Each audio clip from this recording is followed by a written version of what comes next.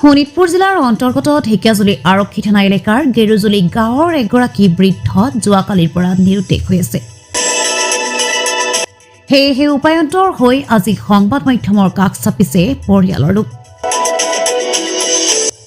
উল্লেখ্য যে গেৰুজুলি গাঁৱৰ বাসিন্দা মুছলিম উদ্দিন নামৰ বৃদ্ধগৰাকী যোৱাকালি ৰাতিপুৱা আনুমানিক 8 বজাত নিৰুদ্দেশ হয়।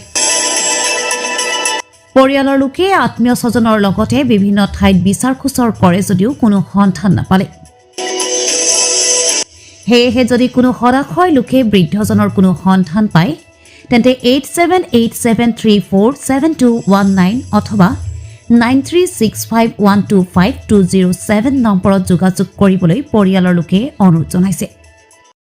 আসসালামু আলাইকুম। ঘটনাটো হ'ল আমাৰ গেৰুজুলি গাঁৱৰ মুছলিম উদ্দিন নামৰ এজন মানুহ সেই বয়স মানে 70, কিন্তু সি ঘৰৰ পৰা 8টামান বজাত ওলাই গৈছিল, কিন্তু ঘৰত আৰু অহা নাই। কিন্তু ক'ত গৈছে এতিয়া আমি খুজিছোঁ, বহুত খুজি আছোঁ, কিন্তু নাপাওঁ।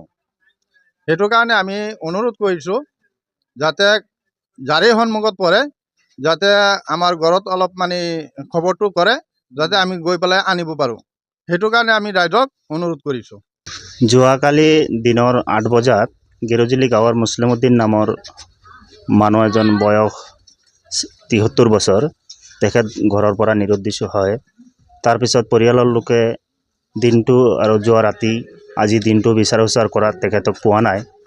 যদি কোনো হতাশয় ব্যক্তিয়ে তেখেতক দেখা পায় তো আমাৰ পৰিয়ালৰ পৰা এটা ফোন নম্বৰ দিয়া থাকিব, সেইটো নম্বৰত যোগাযোগ কৰি আমাক যদি অলপ সহায় কৰি দিয়ে তেতিয়া আমাৰ পৰিয়ালটো অলপ উপকৃত হ'ব।